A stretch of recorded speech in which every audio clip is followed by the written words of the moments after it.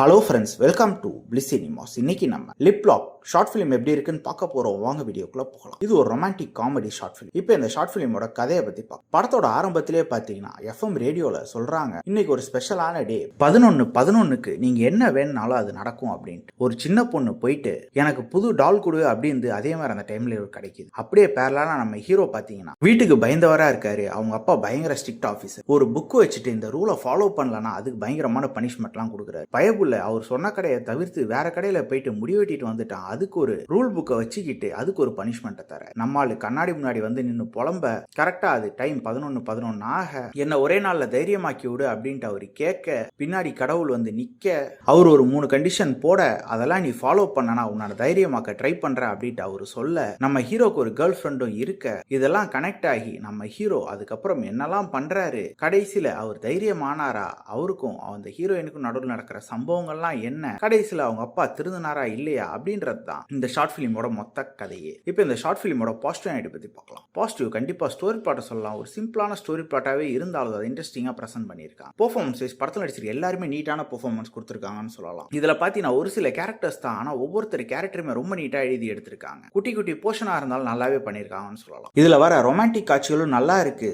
நம்ம கடவுள் நமக்காக என்னெல்லாம் பண்றாரு அப்படின்ற மாதிரி காமிக்கிற போர்ஷன்ஸும் நல்லா இருக்கு. அதே மாதிரி அதை மாடர்னைஸ் பண்ணி காமிச்சிருக்கதும் பார்க்கறதுக்கு நல்லா தான் இருந்தது. டெக்னிக்கலியும் படம் சவுண்டா தான் இருக்கு. சினிமோட்டோகிராஃபி, சவுண்ட் எஃபெக்ட்ஸ், பிஜிஎம் எல்லாமே நல்லாவே பண்ணி கொடுத்துருக்காங்க. ஸ்கிரீன் பிளேஸ் பார்த்தீங்கன்னா ஒரு இன்ட்ரெஸ்டிங்கான ஸ்கிரீன் பிளே தான் எழுதி எடுத்திருக்காங்க. ஒரு சின்ன கான்செப்ட் எடுத்து நீட்டா பிரசன்ட் பண்ணியிருக்காங்க. மொத்தமே ஒரு 51 நிமிஷம் தான். ஸோ ஃபாஸ்டாவே பார்த்து முடிச்சிடலாம். இது ஒரு நல்ல ஷார்ட் ஃபிலிமாவே வந்திருக்கு. வேணும்னா ட்ரை பண்ணி பாருங்க. இதுக்கு நம்மளோட ரேட்டிங் கேட்டீங்கன்னா 10க்கு 6 மார்க் கொடுக்கலாம். இன்னொரு வீடியோல சந்திக்கலாம். தேங்க்யூ.